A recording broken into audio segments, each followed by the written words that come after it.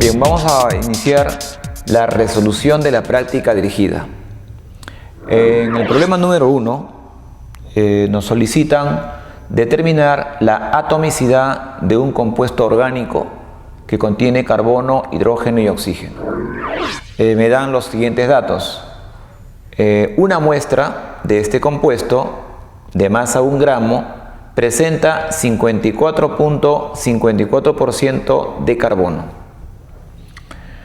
Otra muestra de la misma sustancia, ojo, de la misma sustancia, pero de valor 4, tiene 36.36% del oxígeno. También nos dan como dato que la masa molar del compuesto que no conocemos, la masa molar, se encuentra entre 85 gramos por mol y 90 gramos por mol.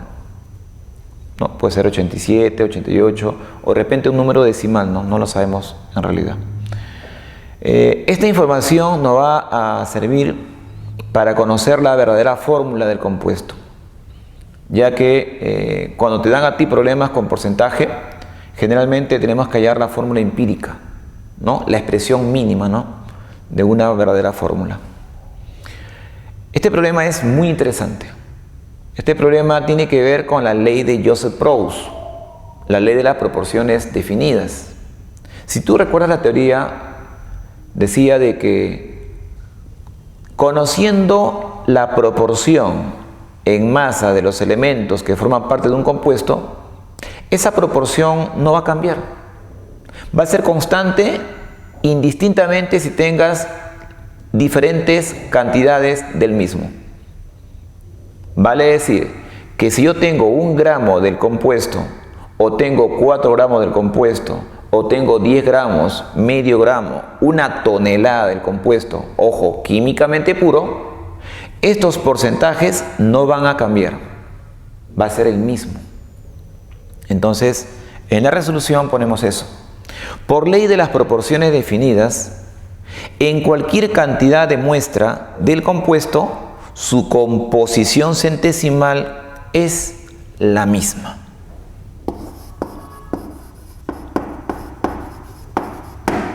Entonces, la fórmula empírica será esta. No la conocemos todavía, pero sabemos que el carbono representa el 54,54%. Y el oxígeno también tendrá que ser ese mismo valor, 36,36%. Lógicamente que el hidrógeno me dan como dato, pero tú sabes muy bien que si nos dan datos porcentuales, la sumatoria tiene que ser 100%. Si tú sumas, te vas a dar cuenta que le falta una cantidad.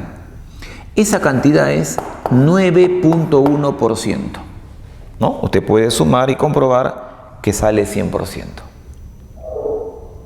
Con estos datos podemos hallar la fórmula empírica, que sería la expresión mínima de la verdadera fórmula del compuesto, que no sabemos, solo sabemos que es un compuesto orgánico. Entonces lo que voy a hacer a continuación es pasar a analizar la forma de calcular la fórmula empírica. De la fórmula y aplicando proporción definida, tenemos la masa del primer elemento. La masa del carbono va a ser proporcional al aporte del carbono en la fórmula. Tú sabes que el carbono tiene una masa molar como 12. Entonces, el aporte sería 12 por X. De igual manera, cuando yo analice la masa del hidrógeno, va a ser proporcional a 1 por Y, ¿no? En este caso, recordar que el hidrógeno vale 1. Y en el caso del oxígeno, va a ser proporcional a 16 por Z. ¿Qué cosa era 16?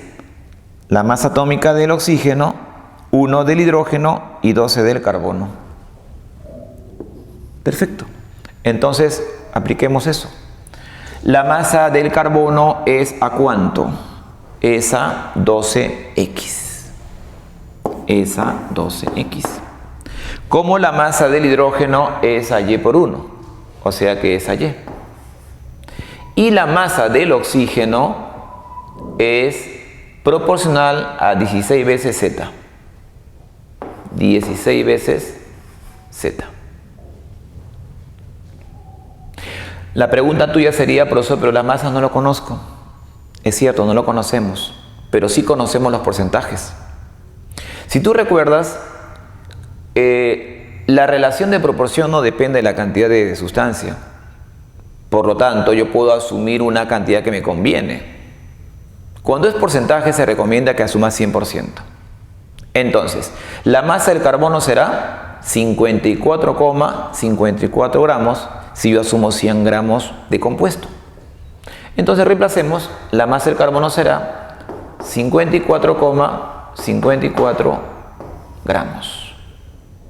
Ese cociente será proporcional a la masa del hidrógeno, que sería en este caso 9,1 gramos. Y finalmente, para el oxígeno sería 36,36 gramos. Como te darás cuenta, los gramos se cancelan y al final nos queda la relación numérica, que es la que nos interesa. Aquí un poquito más de matemática. Tengo 3 variables, es cierto, pero yo puedo hacer lo siguiente. Puedo poner 2 variables en función de una. Por ejemplo, puede ser x y y en función de z. Puede ser, ¿no? Yo he elegido para este caso y y z en función de x, ¿ya? Poniendo y y z en función de x. Se demuestra la siguiente relación. A ver, vamos a hacerlo así un poquito mental y luego lo reemplacemos, ¿ya? Tú lo puedes hacer, ¿no? En el papelito, con la calculadora, miren. Este y pasa para acá, ¿sí o no? A multiplicar. Y este 12x pasa a multiplicar a 9,1. Entonces, si el y lo tengo a la izquierda, aquí tendría 9,1 por 12, ¿sí o no? Y esto pasa a dividir. Si tú desarrollas esto que te he mencionado, vas a encontrar la siguiente relación, que y va a ser 2x. Usted puede comprobarlo si duda, y va a ser 2x.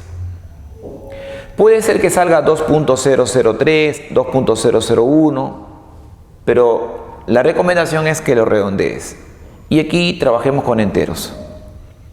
De igual manera, puedo poner z en función de x. Este 16z lo paso para la izquierda a multiplicar, de tal manera que z me queda a la izquierda. Y 12 por x pasa a multiplicar a esta cantidad. Luego esta cantidad pasa a dividir y de ahí tú haces el cálculo respectivo. O sea que z va a estar en función de ¿quién? De x, ¿no? En este caso, z va a salir 0,5x. O sea que z va a ser la mitad de x.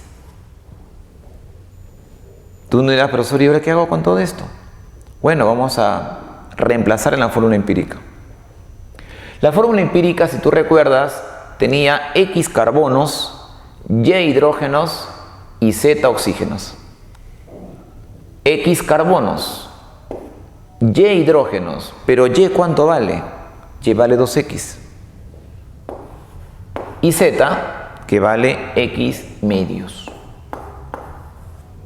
Tú nos dirás, profesor, pero esa fórmula no existe, ¿no?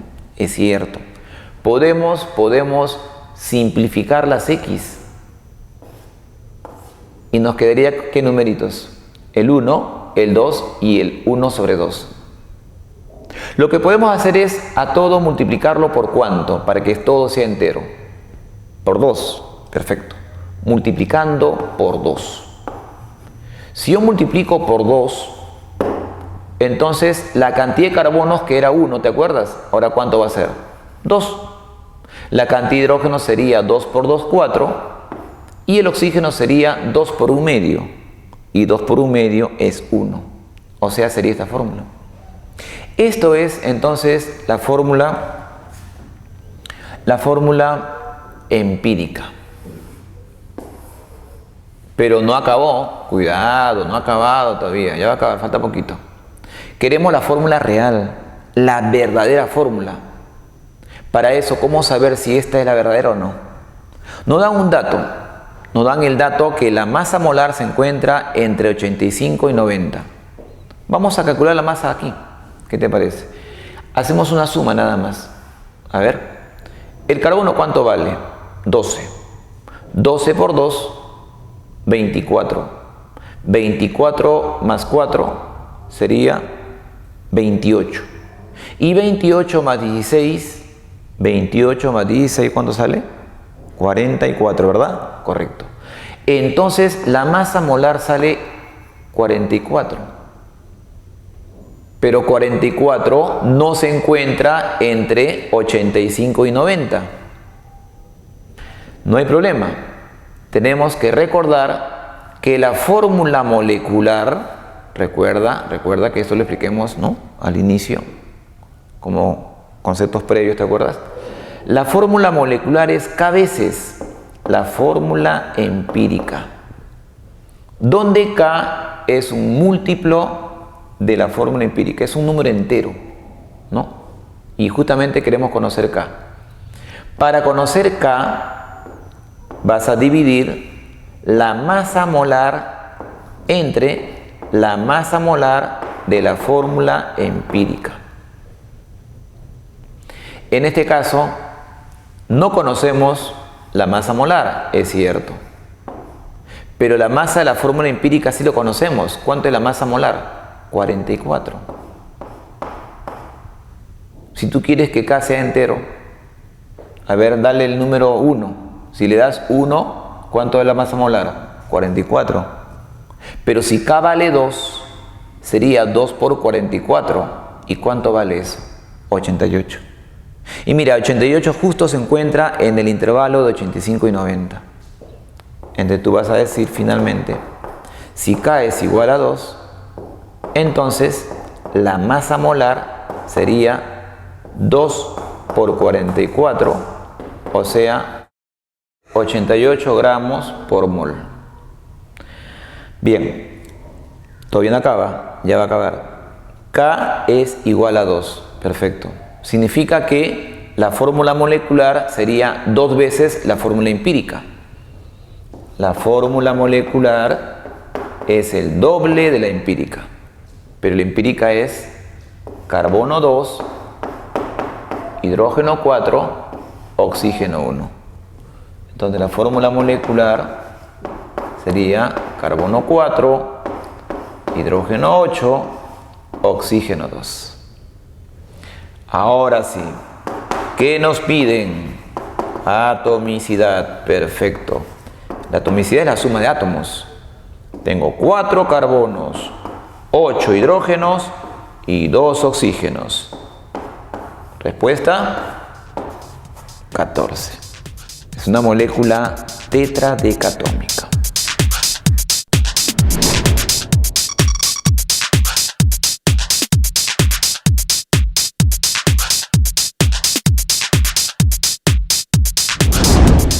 En este problema, número 2, bastante interesante, a diferencia de los ejemplos que hemos visto, ¿no?, en clase, tenemos 3 datos. Tenemos 25 moles de dióxido de azufre, 13 moles del oxígeno y 25 moles del agua.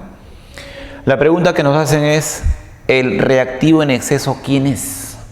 ¿Quién es? Bueno, para conocer eso tenemos que primero identificar al reactivo limitante. Acá tenemos 3 reactantes. Entonces, si me piden el reactivo en exceso, todo apunta a que debe ser 1, ¿no? Porque si no serían los reactivos en exceso, ¿no? Acá me dicen reactivo en exceso debe ser 1 solo o 2. Bueno, mirando las claves habría que ver. Bueno, lo que hay que hacer es balance de la ecuación química. A ver, tenemos un azufre con un azufre balanceado.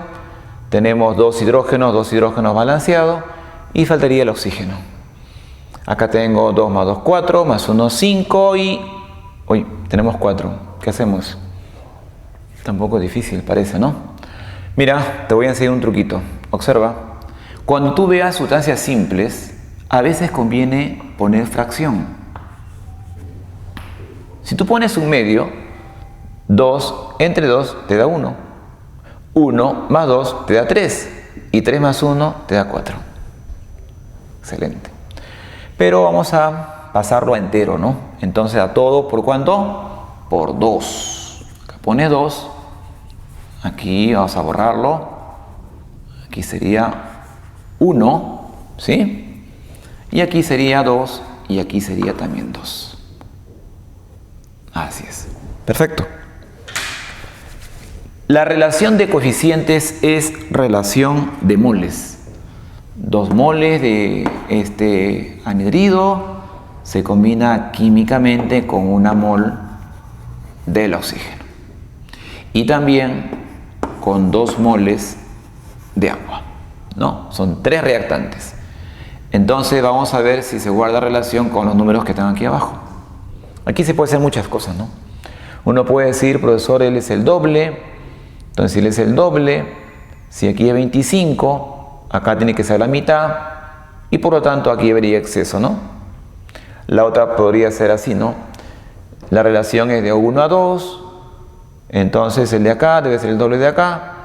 Si acá tengo 25, acá tendría que ser ¿cuánto? 12.5, ¿sí o no?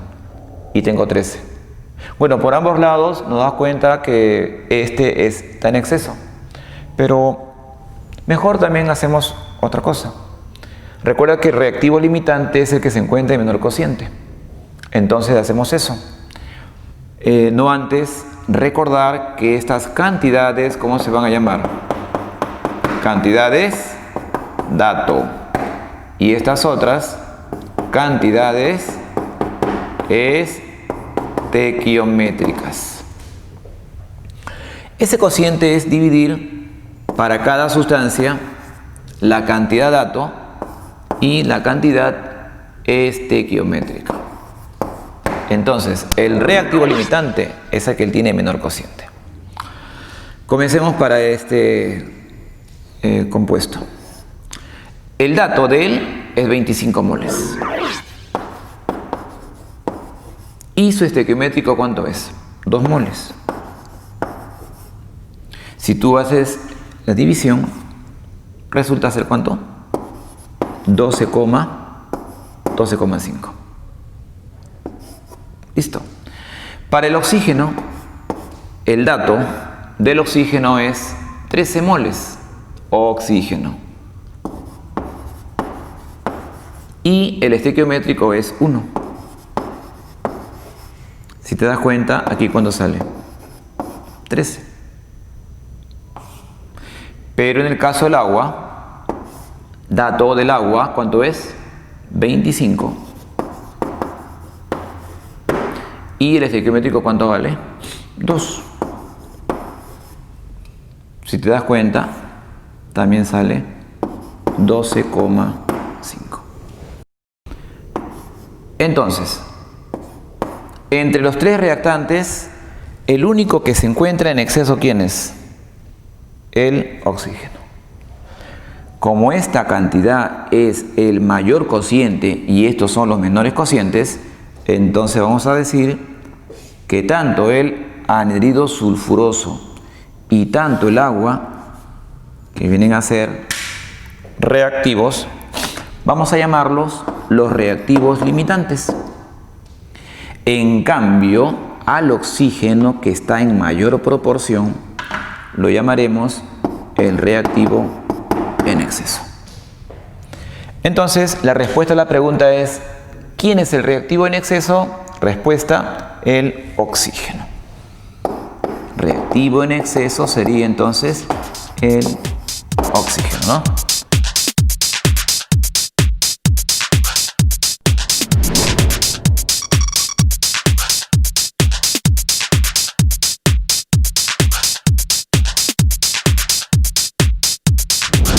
Problema número 3.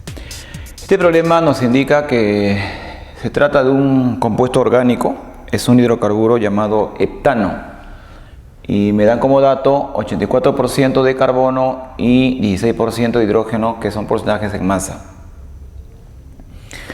Si revisas el texto, lo bueno del texto o lo curioso del texto es que nos dice como dato que dichos porcentajes en masa no cambian. No cambian. Entonces, si no cambian, significa que se trata de un mismo compuesto. Esos porcentajes no van a cambiar porque el compuesto es único. Lógicamente que se llama etano, no van a cambiar. Entonces, no cambian porque el compuesto es el mismo, ¿no? Es porque el compuesto es el mismo, ¿no? Y por ende, cuando el compuesto es el mismo y el porcentaje de los elementos presentes no van a cambiar indistintamente de la masa que tengas tú del compuesto, es porque se está cumpliendo la ley de las proporciones definidas, ¿no? Es una aplicación de la ley de proporciones definidas, ¿no? La ley de Joseph Proust. Entonces la respuesta sería la ley de proporciones definidas y constantes, ¿no? Sin embargo, vamos a comprobarlo. El heptano es un alcano, es un compuesto orgánico cuya fórmula es carbono 7, hidrógeno 16. Esta fórmula no va a cambiar, por lo tanto sus porcentajes en masa tampoco deben de cambiar. La ley de Proust nos indica que la relación de las masas van a ser proporcionales. El aporte en masa del carbono es como 12. El aporte en masa del hidrógeno es como 1, siempre y cuando tenga 1 del carbono y 1 del hidrógeno. Pero tenemos en la fórmula 7. En otras palabras, el aporte del carbono sería como 7 por 12. ¿Y cuánto es 7 por 12? 84. Entonces, la masa del carbono es a 84. Como la masa del hidrógeno es a 16 por 1, o sea, 16. Si tú te das cuenta, esta relación de masas es la misma relación a nivel porcentual. En este caso, el porcentaje en masa, ¿no? El porcentaje en masa del carbono es al dato, que es 84. Y el porcentaje en masa del hidrógeno es a 16. De aquí llegamos a una conclusión, ¿no? Que la relación en masas y la relación en porcentajes van a ser siempre la misma, ¿no? Entonces es una manera de comprobar que la pregunta que nos hacen llegar responde a la ley de las proporciones definidas.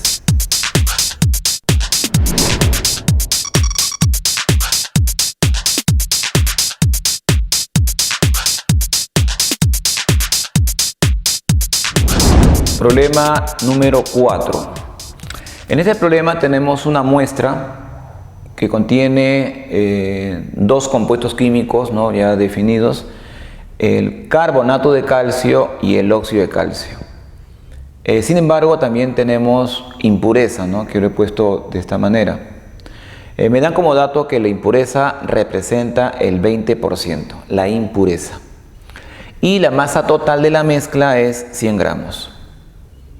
El enunciado dice que si calentamos esta masa sólida, ¿no?, se pierde, durante dicho calentamiento se pierde 20 gramos. Se pide porcentaje en masa del óxido de calcio presente en esa muestra impura. Bueno, para analizar el problema, aquí nos hacemos una pregunta, ¿no? ¿Qué es lo que ocurre? Dice se pierde 20 gramos.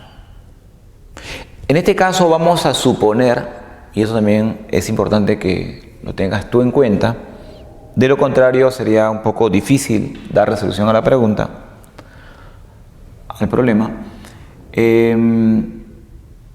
Vamos a suponer que la impureza, cuando es calentado al cuerpo, no se descompone, no se sublima, ¿no? Sino que permanece. En otras palabras, si se pierde 20 gramos de masa, es porque cuando se calienta el cuerpo sólido, debe de salir un gas, ¿no?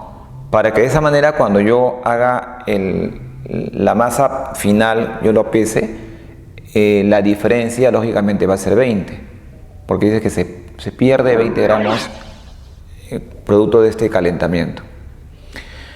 Bueno, en este caso, cuando se calienta a esta mezcla, la cal viva no va a reaccionar, pero el carbonato de calcio sí.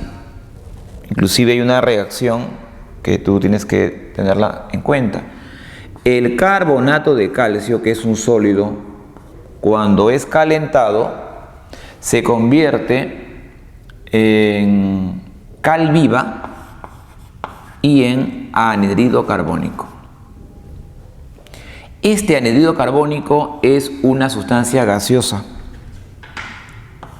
mientras que la cal viva y el carbonato son cuerpos sólidos. Son cuerpos sólidos. Entonces uno se pone a analizar.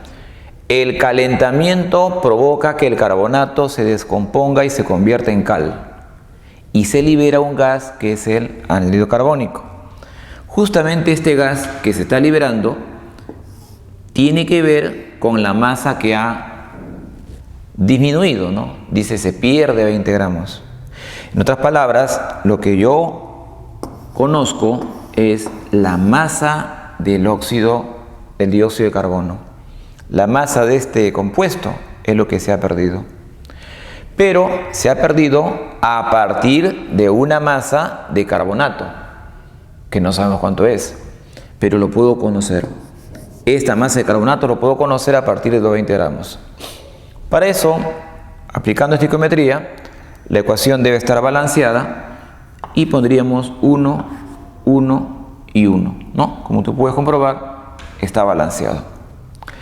Como me dan peso atómico, me dan la masa molar, ¿no? La masa molar es la sumatoria de los pesos atómicos.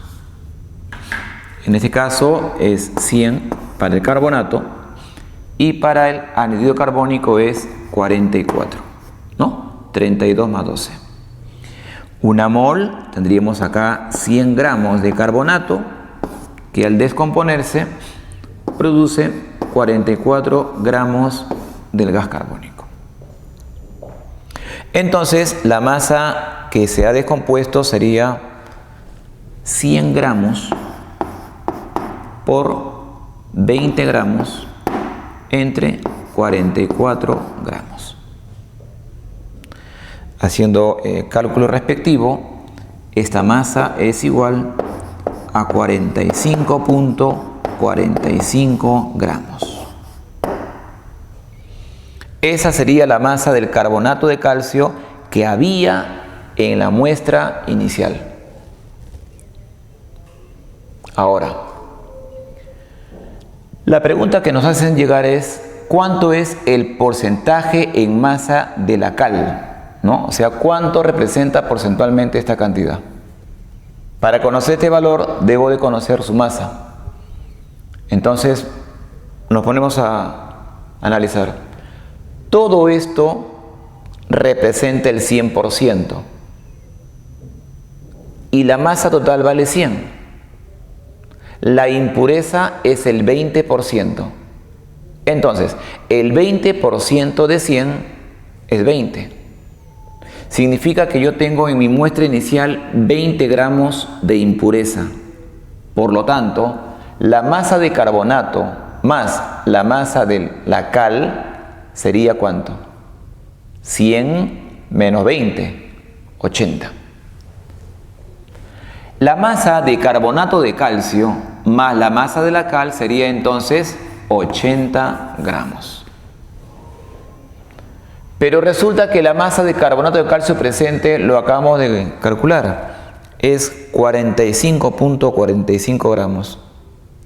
Entonces, a 80 le debo restar 45.45. y esa resta sale 34,55 gramos. Entonces ahora sí, ya conocemos la masa de la cal. Finalmente, el porcentaje en masa de la cal sería dividir la masa de la cal entre la masa de la muestra, que sería la masa total, y lo multiplico por 100. La masa de la cal, 34,55 gramos, entre el total, que vale 100 gramos. Y a todo esto lo multiplicas por 100, ¿no? Finalmente, dicho porcentaje sale 34,55%. Esa sería la resolución.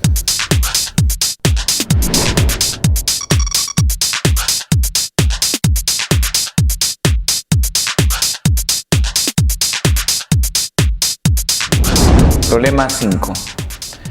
Se tiene 50 litros de oxígeno que se convierte parcialmente en ozono. Según la ecuación, oxígeno se convierte en ozono. Determine el volumen de oxígeno que aún no ha reaccionado. Se sabe también que el volumen de la mezcla final vale 42 litros.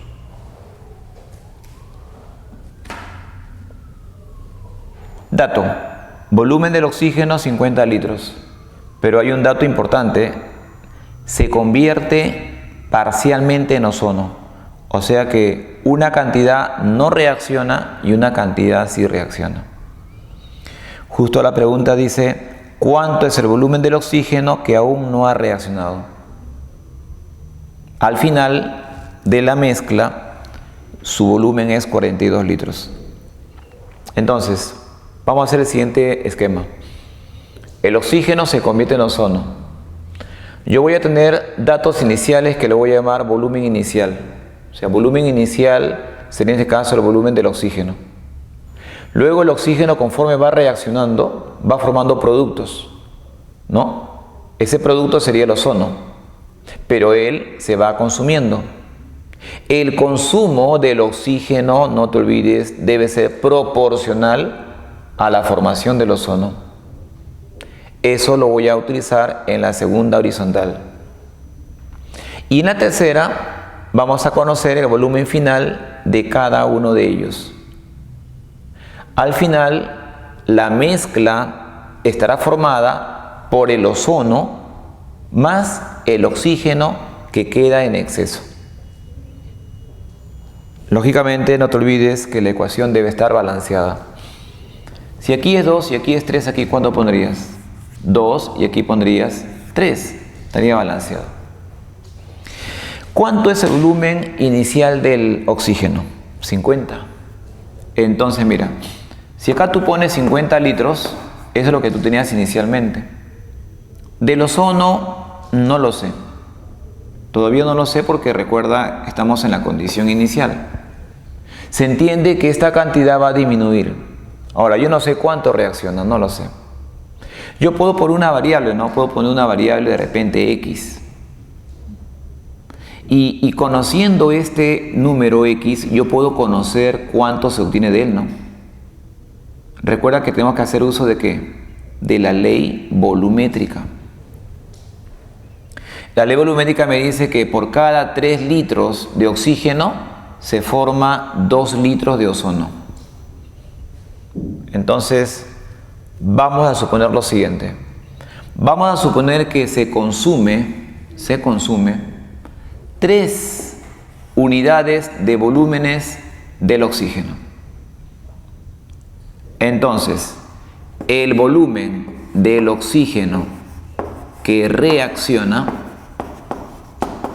sería el volumen del oxígeno que se ha consumido. Para nosotros, ¿cuánto vale? 3 por B. ¿Está correcto? Pero ¿cuál es la pregunta que nos hacen llegar? ¿Cuánto es el volumen del oxígeno que aún no reacciona? Entonces, el volumen del oxígeno que no reacciona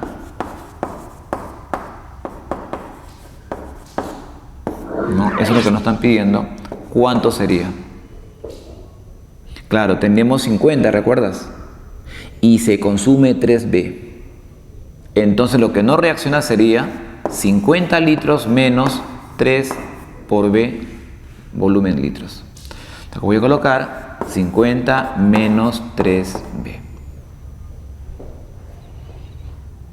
Aquí hago uso de la relación sencilla, relación volumétrica. Por cada 3 litros se forma 2. Si tengo 3 unidades de volúmenes, ¿cuánto se formará? 2 unidades de volúmenes. Entonces, al final no tenía nada, ahora tengo 2 unidades de volúmenes. ¿Tendré 2 unidades de volúmenes de quién? Del ozono.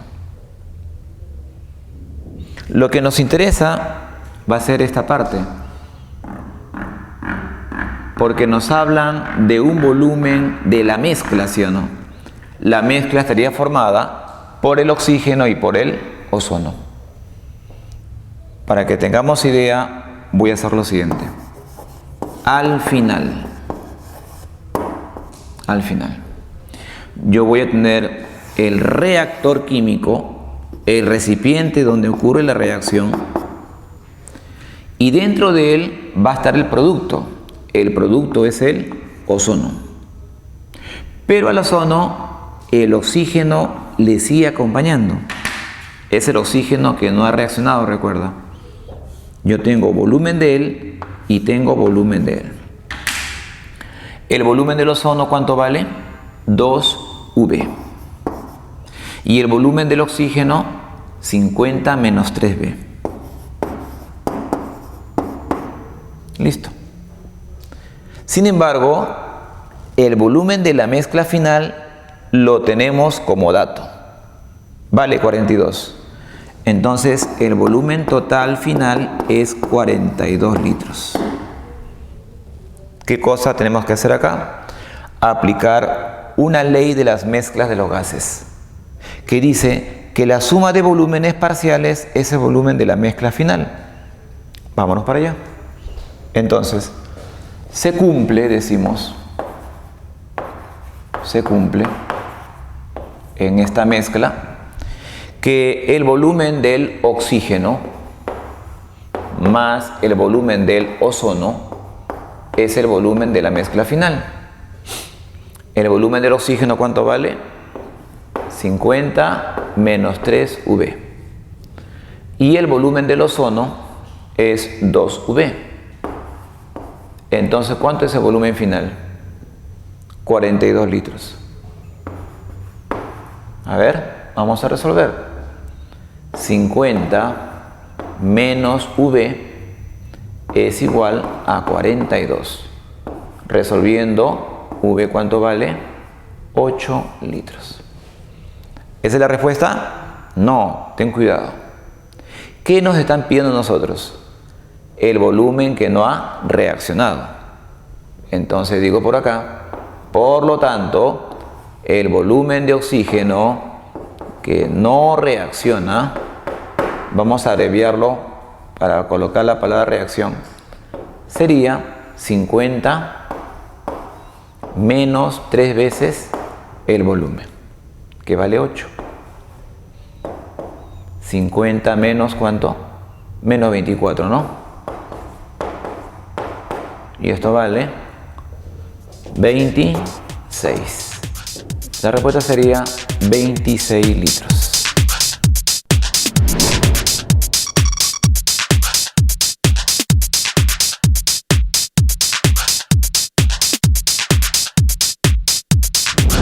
Problema 6. Para ilustrar el problema, partimos de un recipiente cuya capacidad es 3.12 litros. Dentro del recipiente tenemos dos gases, el hidrógeno y el oxígeno, cuyas masas nos dan como dato. Una chispa eléctrica activa la reacción. Si no hay una chispa eléctrica, el hidrógeno con el oxígeno estarían formando una mezcla. no reaccionarían. La chispa eléctrica hace posible que ocurra una reacción que es la obtención del agua, ¿no? El hidrógeno con el oxígeno reacciona y forma el agua. Entonces, he puesto los datos del hidrógeno 0.4 y del oxígeno 6.4. Podemos conocer la masa del agua de repente, ¿no? Y cuando tengo dos datos, trabajar con el reactivo limitante. La pregunta es, determine la presión final, la presión total de la mezcla que queda. ¿Por qué digo mezcla? En primer lugar se va a formar agua, una determinada masa de agua que lo podemos calcular inclusive. Pero hay que recordar de que esta reacción con chispa es una reacción que ocurre a una temperatura alta. Y a temperaturas altas el agua se encuentra en estado gaseoso. Sin embargo, el enunciado también nos dice de que se enfría, o sea, se baja la temperatura del sistema hasta 27 grados Celsius. Si lo baja a 27 significa que el agua ya no va a ser agua gaseosa, sino va a ser agua líquida. Y si es agua líquida significa que el agua va a condensar. Repito, el hidrógeno con el oxígeno va a formar agua. Esta agua inicialmente estaba en estado gaseoso, muy caliente. Pero debido a que hubo un enfriamiento, el agua va a condensar. ¿Está correcto? El agua va a condensar. Sin embargo, va a haber una cantidad de agua que no lo va a hacer. O sea que va a quedar en estado gaseoso. Para eso tenemos un dato importante. Me dicen que la presión de vapor máxima, presión de vapor de saturación, ¿no?, es 26.7 milímetros de mercurio. En otras palabras, hay una masa de agua en estado gaseoso y también una masa de agua que ha condensado. Se sobreentiende que la suma de las dos, la masa del agua que sigue como gas y la masa condensada, debe ser la masa que deberíamos obtener. Porque esta reacción ocurre en caliente, con chispa eléctrica, recuerda. Entonces, esta cantidad es una cantidad líquida y una cantidad ahí. Pero la pregunta que nos hacen llegar es la presión total. Entonces, necesito conocer la presión de este gas, agua. Y esa presión es igual a esta presión. Entonces, la presión del vapor tenemos como dato, vale 26.7 milímetros de mercurio. Ahora el problema sería, al agua, ¿qué gas le acompaña? Habría que conocer quién es el reactivo limitante. Como todo está en gramos, vamos a trabajar con las masas molares. En el caso del hidrógeno es como 2 y en el caso del oxígeno es como 32. Entonces, aquí haciendo operación sería 4 gramos que reacciona con 32 gramos. Entonces, podemos hacer el menor cociente y buscar cantidad dato entre cantidad estequiométrica, ¿no? Cantidad dato entre cantidad estequiométrica. Pero podemos hacer otra cosa. A ver. Por ejemplo, podemos hacer lo siguiente. A ver. ¿Cómo llego yo de 4 a 0.4? Alguien diría, profesor, fácil. Solamente divídalo entre ¿cuánto? Entre 10, ¿no? Claro. 4 entre 10 te da 0.4. Mira, si yo divido entre 10, sale 0.4. Pero si hago lo mismo acá, lo divido entre 10, ¿cuánto debería salir?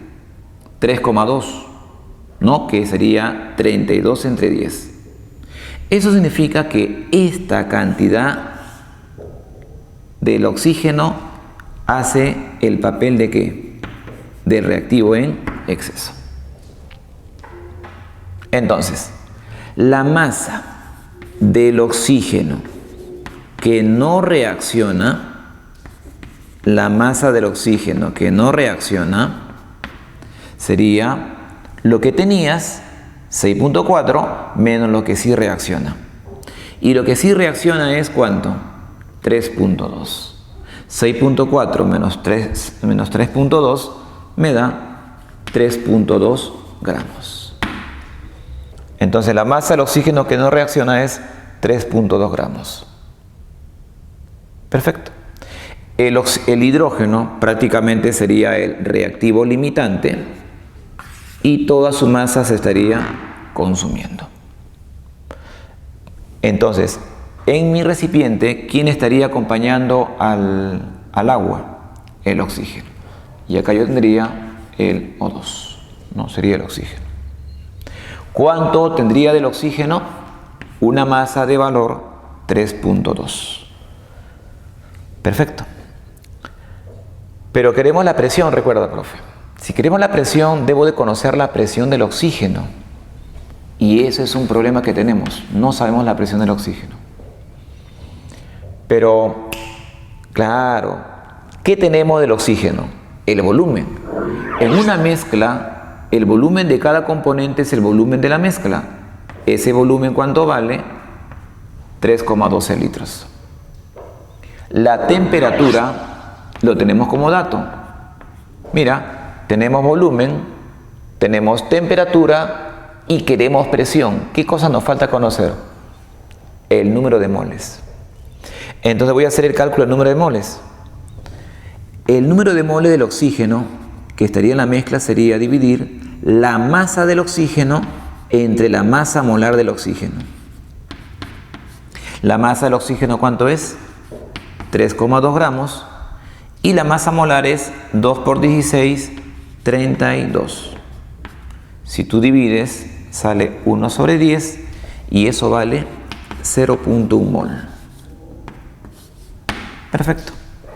Si tenemos el número de moles y tenemos temperatura y tenemos volumen, aplicamos la ecuación universal, ¿no? Eso lo hacemos por aquí. Entonces voy a poner acá cálculo en este caso sería cálculo de la presión parcial del oxígeno, haciendo uso de la ecuación universal de los gases. Decimos presión por volumen es igual a R por T por N. Entonces la presión del oxígeno sería ¿cuánto? Sería RT por N entre B. R es el valor de 0.082 porque está en atmósferas.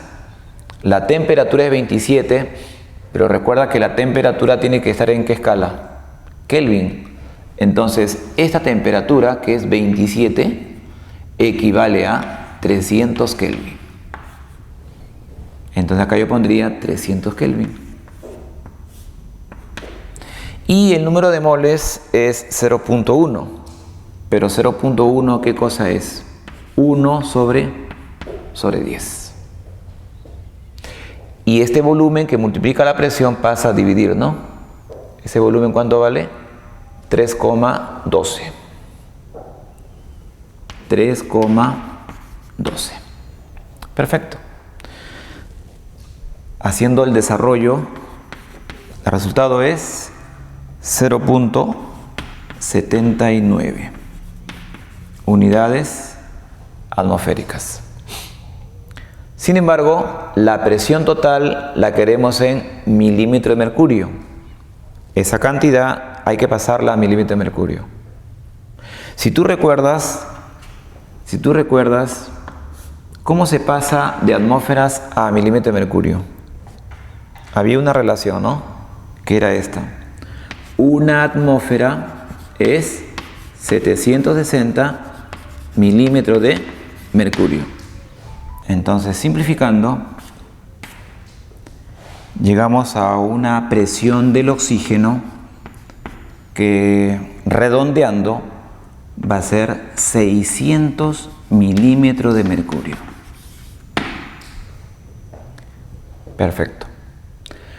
Entonces, la presión total de la mezcla, ¿qué será igual? La presión total sería la suma de las presiones parciales, entonces sería la presión del oxígeno más la presión del vapor. Sería 600 del oxígeno más la presión de vapor, que vale 26.7. Y esto sale 626.7 unidades milímetros de mercurio.